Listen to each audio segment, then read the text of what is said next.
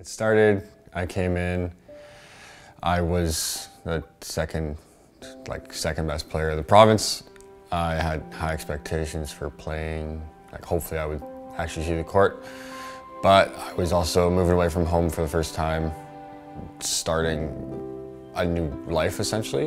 It was a whole different environment to what I had grown up with, and then multiple things happened and mental health issues developed from them.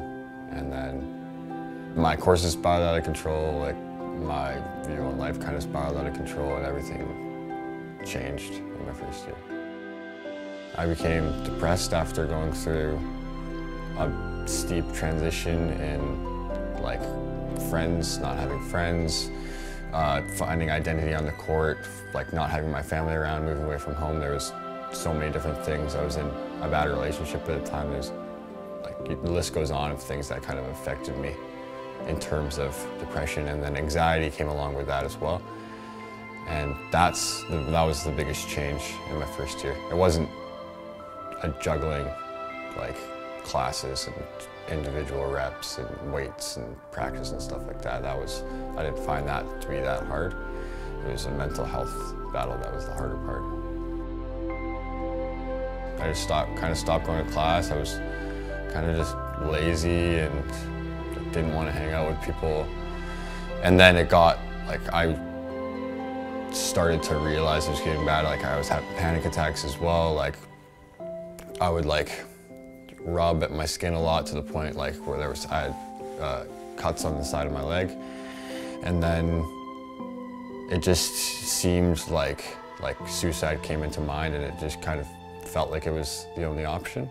I never attempted it, but luckily I was able to branch out, talk to other people, talk to a counselor, and then help from there. When you're in that kind of mindset and you feel like that, you don't want to tell anybody, especially if you're dealing with insecurities like I was then. You think that telling people and they're gonna judge you or think of you lesser or something like that. So it's pretty easy just to cruise by and skip classes, stay in your dorm room, not talk to people, not go out. It's dangerously easy, honestly.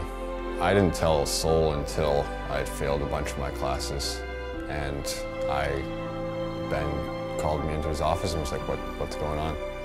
And then I was essentially forced to tell him, or else I couldn't come back to the school. And I had started to develop friendships, and I wanted to play volleyball.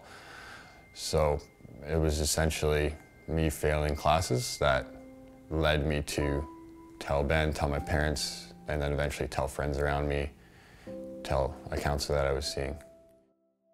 It's a unique community. You have people who you hardly even feel like you know coming up and being like, hey, how's it going? How was your summer? Zach Friesen, he's no longer at Trinity, but I would see him from across campus and he would yell at me asking me how I was doing. So people like that and relationships like that, especially even if you're internally having your own battle and then you have someone ask you from across campus, how's it going? It kind of feels nice.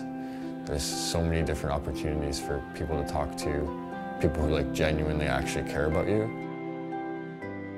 There was times where I would blame God, being why won't you let me be happy again? Stuff like that. And I would ask all these crazy questions, but then at the same time, I wasn't doing anything to progress my faith. So it kind of goes hand in hand. But when I was low, having people say, I'll pray for you and stuff like that, it wouldn't really do anything to me. I'd be like, I've done that, nothing's changed. But as I kind of came back out of it, prayer and reading the Bible and having other people pray for me was such a